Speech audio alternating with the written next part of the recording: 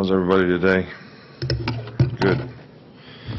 Well, in reviewing the last game, I'd just say that we showed that when we play with disciplined execution and give effort, physical, finish plays, play with the kind of toughness that we're looking for to create the identity that we want as a team, we're a pretty good team. And obviously the key to that is to do that with consistency, play in and play out in a game, as well as game in and game out during the season. I think that's going to be, the point of emphasis that we want to try to show our players. Good plays that we did very well. Those things were apparent, and on some plays we didn't do so well, it wasn't apparent. So, obviously this is a rivalry game. It means a lot to a lot of people, including the people in this organization and the people that play in this game. We've had some real struggles at times with this team, and this team we have a lot of respect for. Butch Jones has done a nice job there, and this team could be very easily 5-1. They lost 2 games on the last play of the game, basically, or it came down to the last play of the game, whether they scored or gave up a score. They've got good players. They got a really good running back in Kelly, who's one of the top rushers in the SEC. Their defense, and especially the secondary, has played really, really well. Top-ranked, pass defense, one of the top-ranked pass defenses in the country. So they do a good job with the scheme on both sides of the ball and on special teams. We have a lot of respect for this team and what we'll have to do and how we'll have to play to be able to have success against this team. But in rivalry games, you can pretty much throw out the record book, throw out the records of the team, throw out what happened last year, throw out what happened so far this year, and make sure that you're ready to play your best game when you play in these types of games.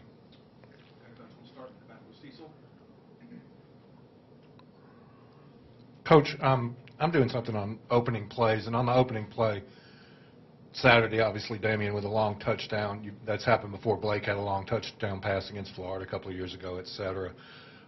Is that something that's pre-called, that you've seen what their defensive alignment's going to be on film? What was that play, and how did it work? Well, we actually called the play 3 or 4 times in a game where we didn't block a down lineman because they were in a 3-4 defense, and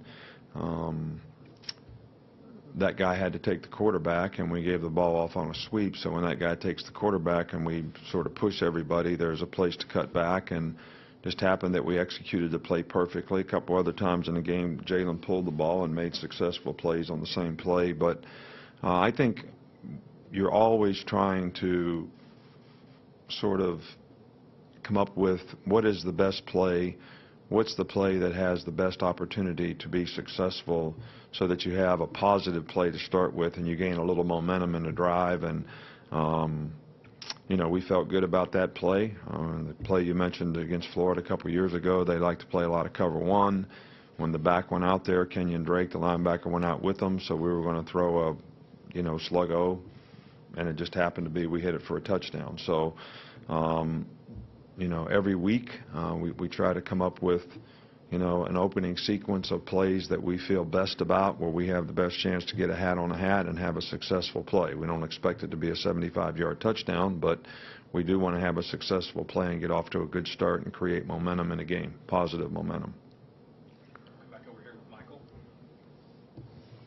So how would you assess the kickoff coverage at this point in the season, and how important is kickoff hang time in a kickoff? Well, I think that kickoff coverage has been pretty good for the most part. I think it's tops in the league in terms of the way we've covered. But this team that we're playing also leads the league in kickoff return. So this is going to be a real challenging game for that particular unit on special teams in terms of what they do and how they do it.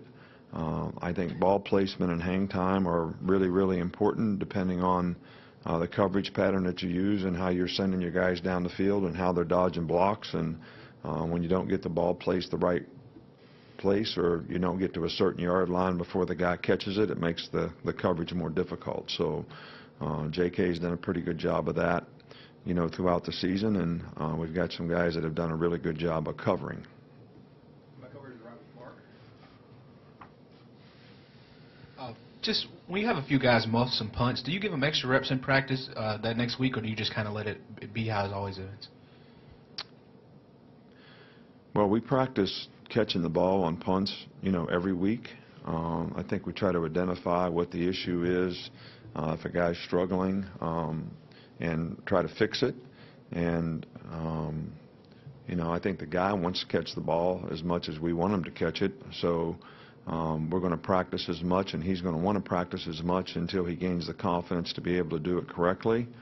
I think the issues that our players had are fixable in terms of some of the things that we can do to help them maybe improve their technique or keep a little better focus on the ball and not worry so much about the coverage, so that we can gain possession of the ball, number one. That's the most important thing. Stay over here with Taryn. Hi, Coach. As an older receiver, how has Calvin Ridley stepped into a leadership role, and where has his game progressed? Well, Calvin's had an outstanding season. He's one of the leading guys in our league in terms of production and performance. He's sets a great example for the young guys and has been a really good leader in that regard. And I think that's helped those younger guys on our team this year who have made a significant contribution be able to do that and show a little more maturity. At some point, sort of manage their frustrations better so they can continue to play at a high level. So we're pleased with Calvin's performance, and we're very pleased with his leadership role, that the example that he set and the time that he's taken to try to affect the other guys in a positive way. Back on the left with Reiner. On the first 15 plays, you guys kind of rotated the receivers out, kind of in a combination of, Ridley, Sims, and Foster in one group, and then the freshman receivers in the other. What's the philosophy behind getting maybe the freshmen on the field all at the same time versus... Well, there really isn't a philosophy behind it. There isn't a philosophy. We want to play all 6 players, and we can mix and match them, or we can, play them by series. But we have confidence in all 6 guys. So, we feel good about however they play and whatever roles we put them in. So there really isn't a philosophy other than by doing it that way, you make sure that you're getting everybody some turns, and they're all playing positions that they're familiar with. Come back over here too. I just lost track.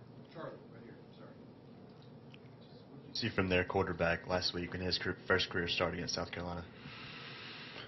Well, I thought he did some really good things. The guy's a very good athlete. I think he can make plays with his feet, as he did in the game with some rushing yards. And I think that he's certainly talented enough as a passer to make all the throws. So, I think both quarterbacks have shown when they have played that they certainly have the ability to be good players at that position. So, whoever they play or whichever guy plays, we're certainly going to know that they've got a good offensive scheme. They do a lot of good things that are difficult to defend, and both quarterbacks have the capability of executing those things really well. So it's going to be up to us to, try to take those things away with how we play. Front left here, John Cedar. Just how much of you talked about the young receivers earlier, how much of those guys kind of developed, and because it seemed like Jalen and the offense spread the ball around quite a bit in the last game? Yeah, well, we're pleased with the way those guys have developed, and they've done a good job, and they've been productive, and we have confidence in them, and I think they have confidence in what we're doing, and they're not going out there making a lot of mental errors. They're actually improving their ability to be better players without the ball, which means they're blocking better and making less mental errors on the perimeter in terms of what they should do and how they should do it. So, we're very confident in those guys, and we know that we'd like for all of them to have a chance to be productive, all 6 of the receivers that we've been playing. Go here in the middle with Chandler. What did you see from Josh Jacobs on Saturday, and how has he really come along since his injury, and what kind of different things can he provide that maybe some of your other running backs can't? Well, I think he's a really good change of pace guy. He's an easy guy to create roles for because he's got a lot of diversity as a player. He's a very good receiver. He's an inside runner. He's an outside runner. But I do think he's a little bit of a change of pace guy relative to the other two guys, you know, Damian and Mabo, when they play. And, you know, we're glad that he's healthy, and hopefully he can stay healthy and continue to play well. And I was really pleased with the contribution that he made and some of the plays that he made in the game, and hopefully we'll be able to build on that. We'll stay right there with Alex. You've spoken quite often about this team's identity this year. What do you feel like it is right now, and how much farther do you need, or how much more do you need to see to know that you've reached the point where? Well, I think your identity is something that you do on an ongoing basis. I don't think you've ever really arrived. Because at the end of the day, who you are is based on, you know, the entire body of work and your ability to be consistent throughout the entire body of work. So, you know, how that continues to develop and where it is based on the consistency of how we do it, not how we did it the last 10 minutes relative to how did we do it a week ago. So this is the challenge for everyone. To be committed and to buy into the things that they needed to do to play at a high level all the time when it comes to discipline, toughness, effort, finishing plays, finishing games. So I don't think you've ever arrived at that. I don't think that's something you can say, okay, we got it now we can just take it for granted that we're always going to have it. I don't think it works that way. I think it's a psychological disposition that is something that has to be there for you to play with the intensity that you need to play with every time you go out and play, every play that you go out and play, and that's the challenge of being a great competitor. Back over to the left, Chris Walsh. Just to kind of follow up on that, with once you get out of training camp and get into a season, is there a certain point of the season where you see more improvement than other parts, and how important is it to keep it going as you're going along? Oh, it's important to keep it going. There's no doubt. You want everybody to show improvements. You want everybody to get better. I think it's probably different with different guys. Some guys improve a little bit more as time goes on. Other guys struggle a little bit more. It takes them a little longer. I don't think there's, you know, necessarily a formula that says everybody's sort of progressing at the same pace.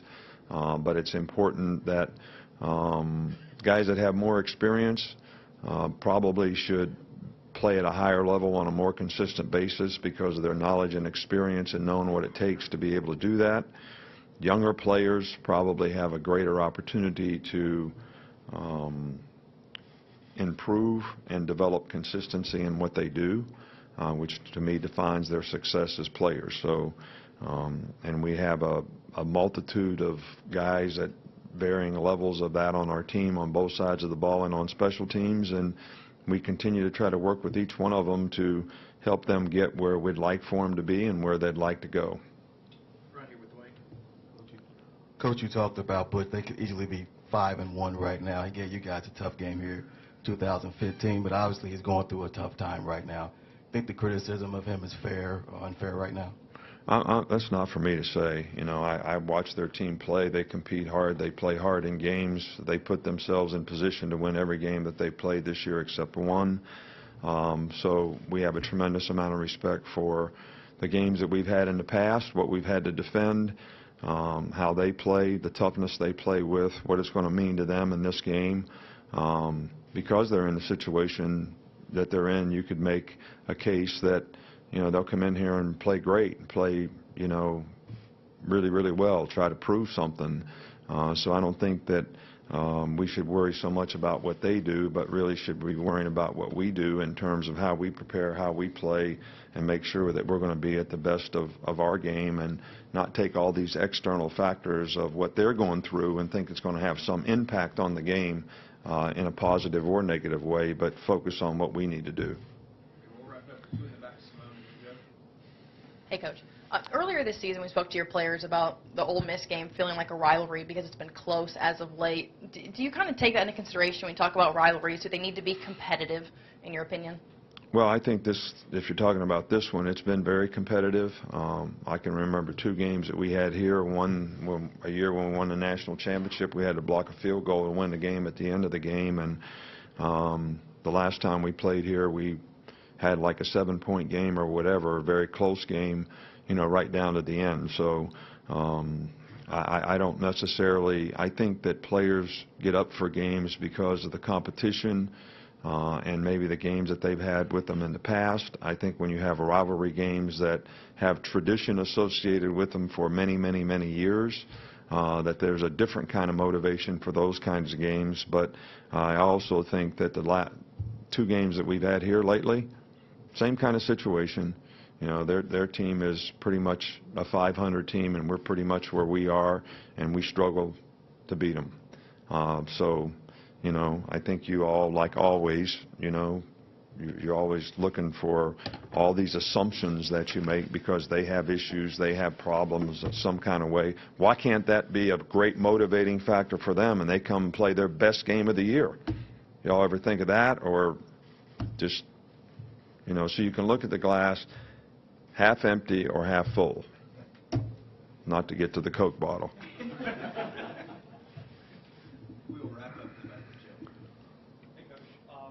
We've seen 6 top 10 teams lose to unranked programs the last 2 weeks. In your career, what have you found has been key to keeping a team motivated regardless of opponent, regardless of circumstance?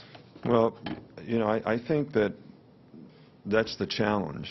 And, you know, not to belabor or beat a dead horse, but the rat poison that we talked about, the external factors that are out there that talks about what you all talk about, like they got all these problems, so, you know, it should be, we just show up and flip the coin, and I don't know why we would even play the game because of all the assumptions that get made.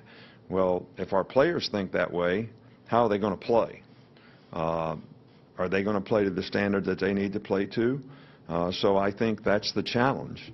And I think, you know, when you listen to Washington State's coach talk after the game, that's what he's talking about. So, you know, you got to give the other team credit. You got to respect your opponent, and you got to play to a high standard all the time. And that's the challenge. And I think what people don't really understand is it's not the human condition to be that way.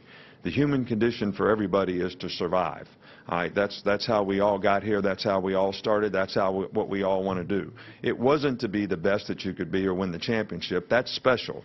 All right, so to get a group of people to be special all the time in every situation with all the noise and external factors and all the stuff that's out there, it's a real challenge. And that's why people in the top 10 get beat every week, and that's what we're trying to avoid by having the right psychological disposition of what we have to do to play at a high standard regardless of what anybody else's circumstances are, and to try to block out all the noise that gets created, which we appreciate because it creates interest in our game. So I really do respect and appreciate every one of you. Do I agree with you? Not always. Is that it? Thank you.